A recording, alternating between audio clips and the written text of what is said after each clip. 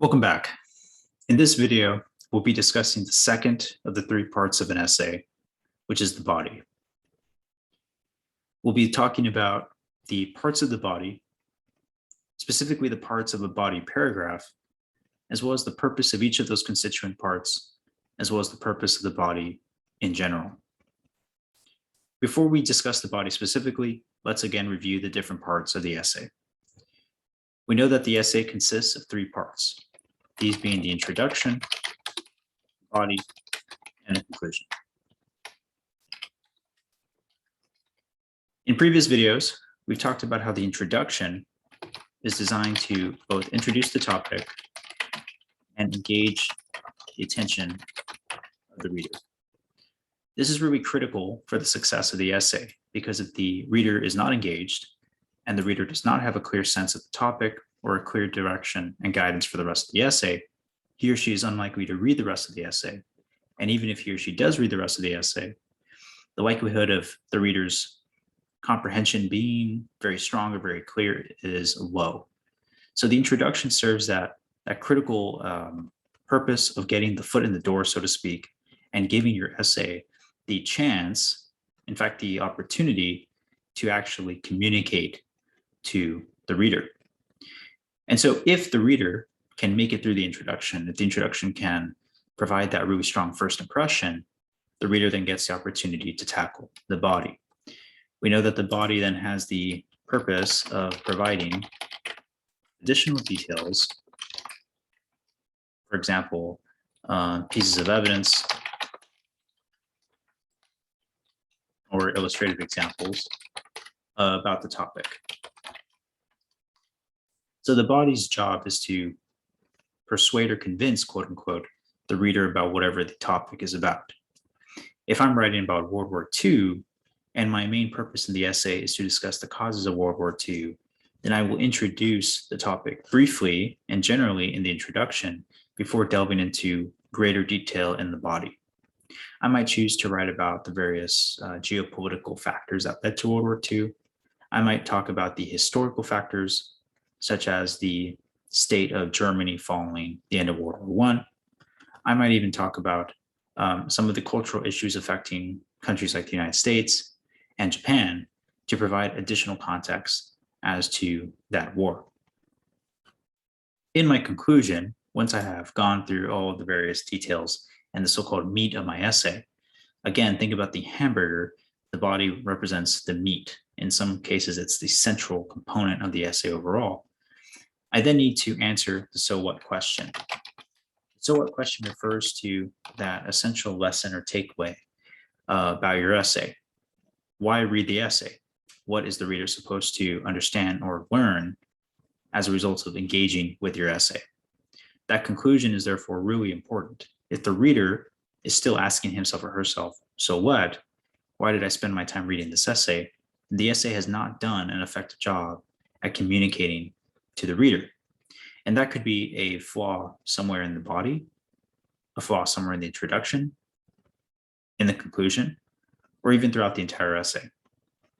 So again, each of these three components is really critical to master and then to optimize if one is seeking to write an effective and really competent essay. So let's discuss the body. What are the parts of an essay's body? So we've established that the body of an essay will usually contain examples,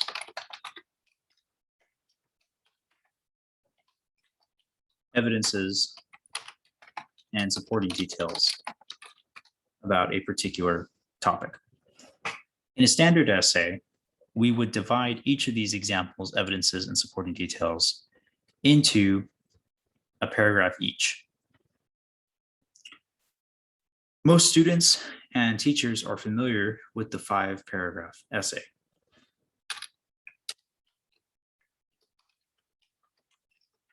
This essay consists of 1 paragraph, the introduction, 3 paragraphs for the body, and 1 paragraph for the conclusion. The introduction and conclusion are fairly self-explanatory. But when it comes to the body, the reason that we use multiple paragraphs for that instead of one big paragraph is because typically there are multiple examples, evidences, or supporting details one wants to include about a particular topic. So again, to use the example of World War II, if I'm talking about the reactions of various nations to World War II, I might want to dedicate a paragraph to Italy, a paragraph to France, and a paragraph to the United States. I don't want to talk about all three countries in one paragraph because that would confuse my reader. I want to split them up and distribute the content into discrete, unique paragraphs so as to communicate to my reader that we are going to be transitioning from one topic to another, as well as giving my reader the ability and time to digest the content of each paragraph before moving into the next one. It's really important when developing a body that you keep in mind the experience of your reader. Your reader is being guided by you through your essay. If your essay is not accessible, if your essay is not clear, if your body is muddled and topics are mixed and there's no clear track from one topic to the next, the chances of your reader making it through the essay grow increasingly slim, and the chances of your reader retaining any information whatsoever about your essay are even slimmer. So it's really important to, again, master this body and understand that regardless of how many numbers, regardless of the number of how many examples or supporting details you may have, that you are splitting up your time between each one and making sure that the reader is moving from one topic to the next in a discrete, coherent, and sequential way. Now, within the body, we are typically going to have what are known as body paragraphs, but each of these paragraphs is itself divided into multiple parts. The first part of a body paragraph is typically known as the topic sentence. The second part is where we would provide our actual evidence or example. The third part is our explanation of the evidence or example. And our final part is what we call the concluding sentence. Each essay will have, again, that thesis statement in the introduction. The thesis statement is really critical because it provides that guidance and or map, quote unquote, for the rest of the essay. Usually in the thesis statement, especially in a standard academic essay, writers will embed their specific examples. Once again, if I am discussing World War II and I want to inform the reader about causes of World War II, I might use 2 to 3 causes and then embed those into my thesis statement. So for example, one cause of World War II could be the imperial aspirations of mid-20th century Japan. Another cause could be the economic difficulty of Germany following World War I. So with that in mind, those would constitute 2 separate reasons for the start of World War II, and they would therefore be dedicated to 2 separate sections within my body. Makes sense then that I would assign a body paragraph to each, at least one, but allowing for the possibility of 2, maybe even 3 paragraphs per each, depending on the level of detail I want to get into in my essay. So the topic sentence simply is going to outline or state the topic of the paragraph. So obviously, if I'm talking about the goals or ambitions of Imperial Japan, I would want to state something here about that very broadly. Imperial Japan was hoping to accomplish, et cetera, in mid-1900s. So again, I'm not getting especially specific, but I am providing that introduction to the body paragraph. In my second sentence, my evidence or my example, I want to provide that a specific evidence or a specific detail about my topic. Or better yet, my subtopic. Again, my large topic, my overall thesis statement, is discussing the reasons for why World War II began. You can think of my body then as composed of various subtopics, component A, component B, component C, and so on, that fulfill or that make up my overall topic. So here's where I would want to get more specific about my subtopic. So if I'm talking about Japan versus Germany, I want to discuss in great detail Japan, and I'll leave Germany for the next body paragraph. The explanation of my evidence, for example, is where I jump into what's known as analysis and/or interpretation. So if we're talking about history, for example, the historical facts alone do not necessarily explain why certain events happen.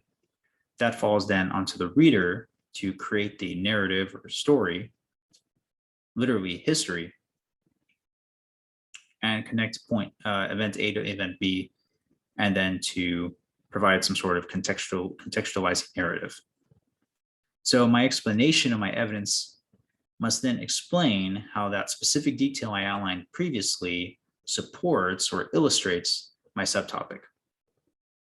So if I am saying that Japan has imperial aspirations in the mid-20th century, I would want to provide a specific detail about that.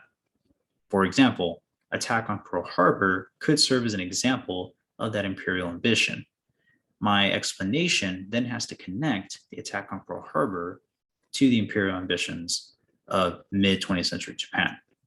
So I would need to illustrate that that attack is representative of that ambition, and that then led to the United States involvement in World War II. My concluding sentence is going to serve a similar purpose to the conclusion of my essay overall. It's going to discuss the importance or relationship of my subtopic to my larger topic and thesis statement.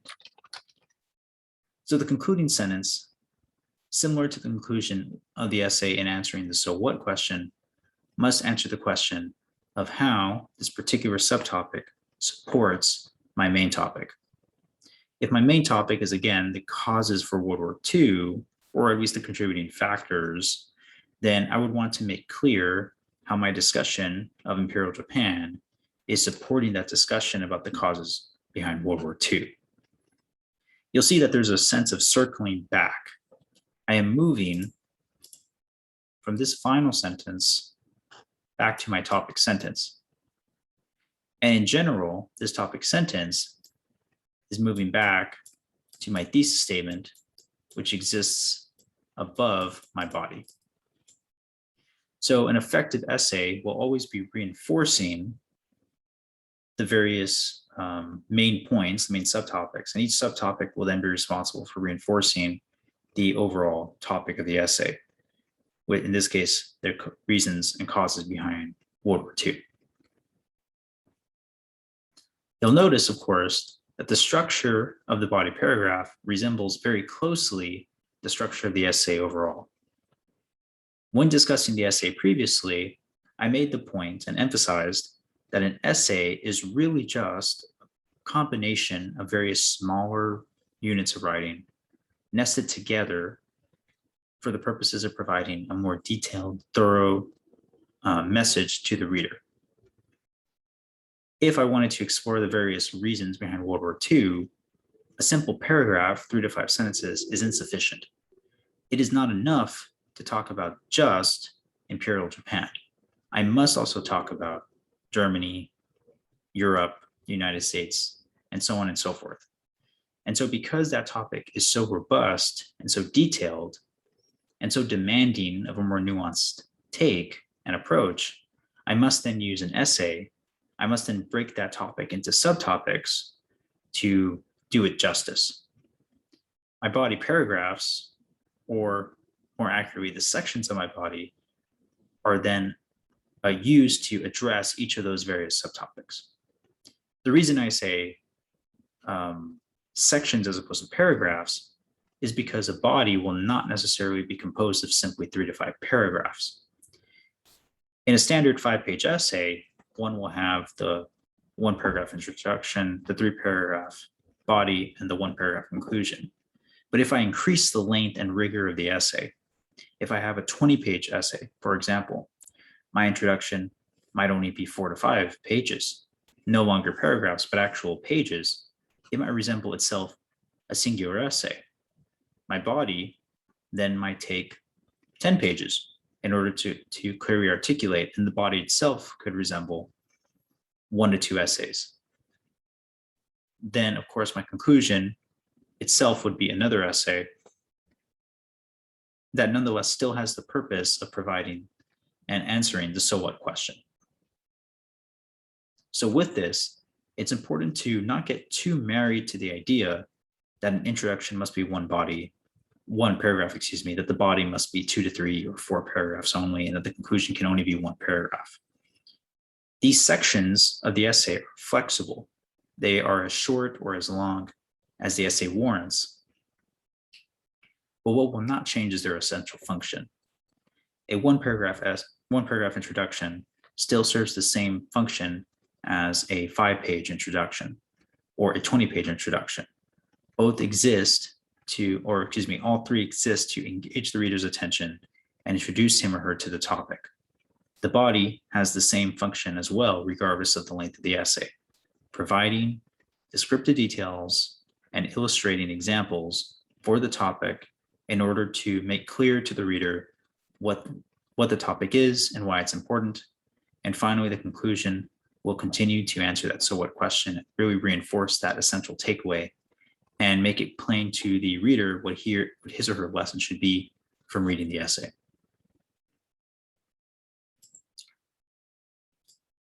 Needless to say, the body paragraph and body section overall are really critical to master for the success of an essay. Imagine that you were a lawyer approaching a judge in a court of law. You have a obligation or duty to prove that a certain defendant is guilty of murder. Your thesis statement, your introduction, would be the accusation. This person is guilty. Your body would be your exhibition of evidence.